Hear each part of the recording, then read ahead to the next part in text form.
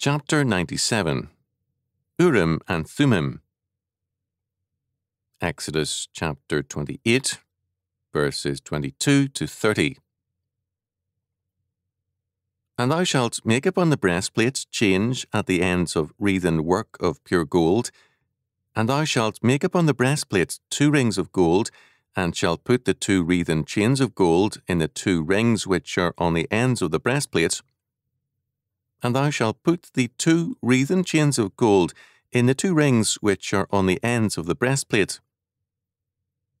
And the other 2 ends of the wreathen chains thou shalt fasten in the 2 ouches, and put them on the shoulder pieces of the ephod before it. And thou shalt make 2 rings of gold, and thou shalt put them upon the 2 ends of the breastplate in the border thereof, which is in the side of the ephod underneath. And 2 other rings of gold thou shalt make, and shalt put them on the 2 sides of the ephod underneath, toward the forepart thereof, over against the other coupling thereof, above the curious girdle of the ephod. And they shall bind the breastplate by the rings thereof unto the rings of the ephod with a lace of blue, that it may be above the curious girdle of the ephod, and that the breastplate be not loosed from the ephod. And Aaron shall bear the names of the children of Israel in the breastplate of judgment upon his heart, when he goeth in unto the holy place, for a memorial before the Lord continually. And thou shalt put in the breastplate of judgment the Urim and Thummim, and they shall be upon Aaron's heart, when he goeth in before the Lord, and Aaron shall bear the judgment of the children of Israel upon his heart before the Lord continually. Exodus chapter 28, verses 22 to 30. We have now more specific instructions about the breastplates and the ephod. An age which is unwilling to follow directions in any area of life or thought is not likely to be interested in these verses. The important and central concern here is with the Urim and the Thummim, verse 30. What they were specifically we do not know. They were in some way a means of drawing lots, but not in any way familiar or even known to us. They were, however, obviously important to the work and function of the high priest, and are therefore of great concern to us. The high priest had an important function in sacrifice, but more was involved. Together with the Levites, instruction was basic to his vocation. Deuteronomy chapter 33, verse 10. He was to render judgments before God at the sanctuary. Exodus chapter 22, verses 8 and 9. The law of God was the necessary means of judgment, yet the Urim and Thummim, for which the breastplate was made, are called the instruments of judgment. Exodus chapter 28, verse 15.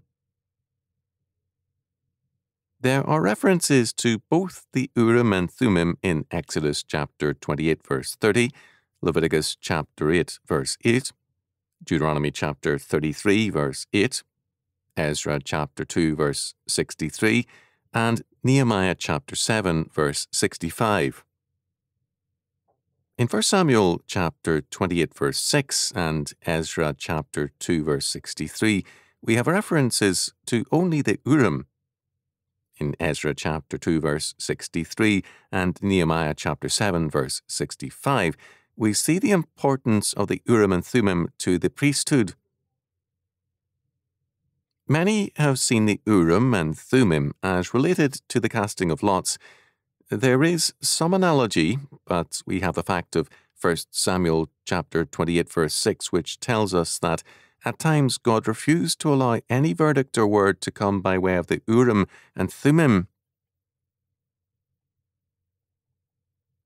To gain some knowledge of the matter, let us look at the matter carefully.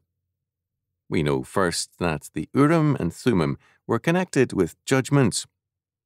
Clearly then, their purpose was closely tied to justice. Second, there was an element of judgment reserved to God, and there is an analogy to the casting of lots. We see the use of lots to ascertain guilt in the episode of Achan, Joshua chapter 7, verses 13 to 21.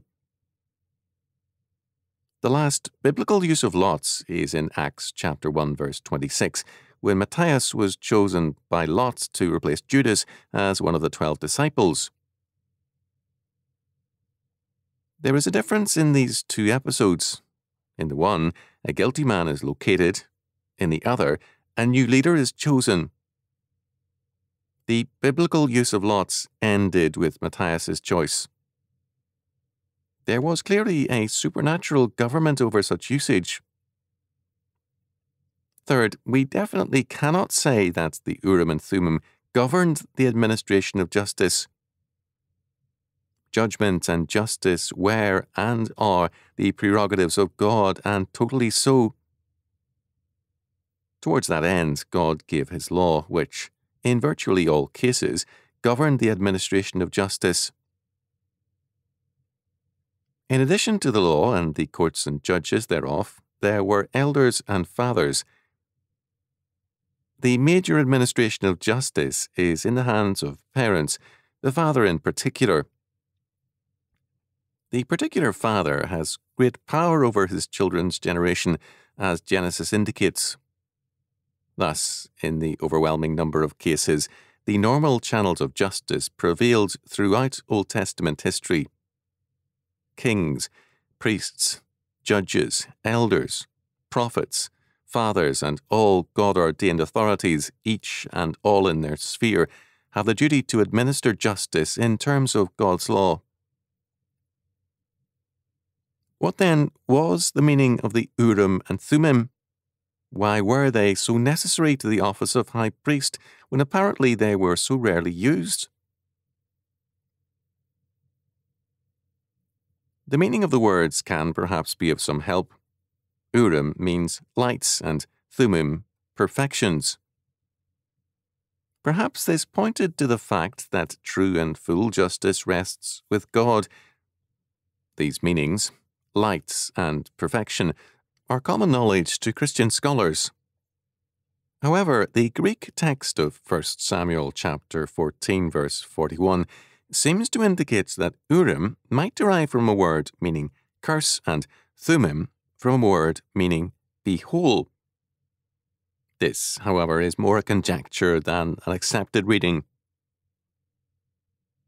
Fourth, it is now clear that, while the Urim and Thummim plainly invoke God's judgment, we have no clear instance of their definitive use in any case. What is clear is that, while God provides a variety of spheres wherein justice and judgment are normally to be administered, beyond that, all judgment is reserved to the Almighty. The source of justice is the ultimate judge and the final arbiter over all things. Thus, the high priest's breastplate was an eloquent witness to two facts. First, the stones engraved with the names of the 12 tribes, then the 12 apostles, testified to the fact that, by God's grace in the atonement, we are the judged, the justified, the redeemed of God, and the freed. Second, the Urim and Thummim witness to the fact that we who are judged must allow God to be the judge of all persons and things. Paul, therefore, rejects all personal judgments. It is not our duty to go around passing judgments on one another. Our personal judgments are sinful. Only God's judgments are absolutely valid, and only the authorities he has established can pass judgment. The Berkeley version of 1 Corinthians chapter 4, verses 3 to 5 makes this very clear. To me, it is of least importance to be judged by you or by any human court, nor do I even judge myself. For I am not cleared because I am unconscious of wrong on my part. The one who judges me is the Lord. So, do not you pass premature judgment before the Lord comes, who shall bring to light the things hidden by darkness, and shall reveal the inner motives. Then shall each one experience his due approval from God. Many religions condemn gossip, backbiting speech, and slander. Biblical faith is unique in its condemnation because, among other things, first of all, it commands a charitable spirit, pointing out, "In many things we offend all." James chapter 3, verse 2. But second, judgmental speech is called a sin and a destructive fire. James chapter 3, verses 5 to 8. The Urim and Thummim thus tell us that judgment is God's prerogative. We are given limited spheres of judgment as parents, teachers, labourers, workers in such spheres as church and state, and so on. This is of especial importance now when so many act as little gods, sitting in judgment over everyone, including the Lord. Currently, a work is being prepared for the press entitled The New Red Letter Edition of the Five Gospels. The so-called Fifth Gospel is the apocryphal Nag Hammadi manuscript discovered in 1945 in Egypt, a Gnostic work. This work has been produced by 125 scholars, Catholic and Protestants, with a few Jewish scholars. All the words attributed to Jesus were subjected to a vote by these men. As Marcus Borg of Oregon State University describes it, "The question we vote upon with regard to each saying of Jesus is ultimately very simple. Do I think Jesus said that? We vote by casting one of 4 different coloured balls, red, pink, grey, black, into a ballot box." How thoughtful of these scholars to edit Jesus' words. The red, by the way, means Jesus said it. Pink means it sounds like him. Grey, well, maybe. Black, no. In an age of presumptuous scholars, it is not surprising that some have taken it upon themselves to correct God the Son with their editorial skills. The Urim and Thummim tell us that there are areas where judgment belongs entirely to God.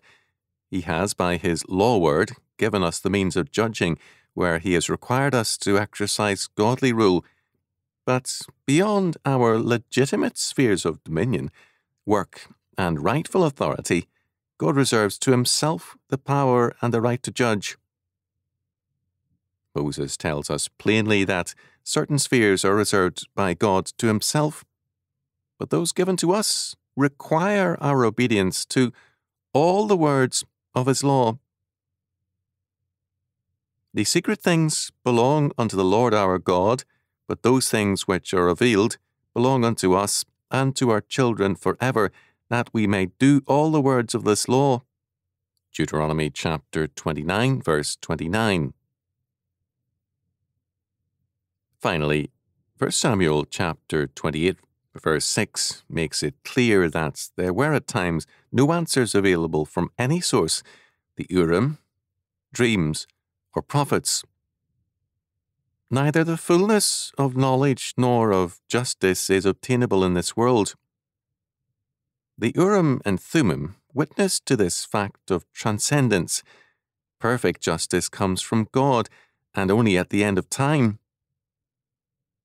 It is a dangerous arrogance to seek perfect justice in this world. Justice must be brought and upheld, but its fullness and perfection are only in God and in his eternal kingdom. At the heart of all perfect justice is Jesus Christ. Outside of Christ, God's perfect justice brings upon us the fullness of his justice in judgment, of which the last judgment is evidence. In Christ, that perfect justice and judgment is satisfied in his atonement. It is dangerous to cry for perfect justice without recognizing what it would mean for us outside of Christ and what it means for us in him.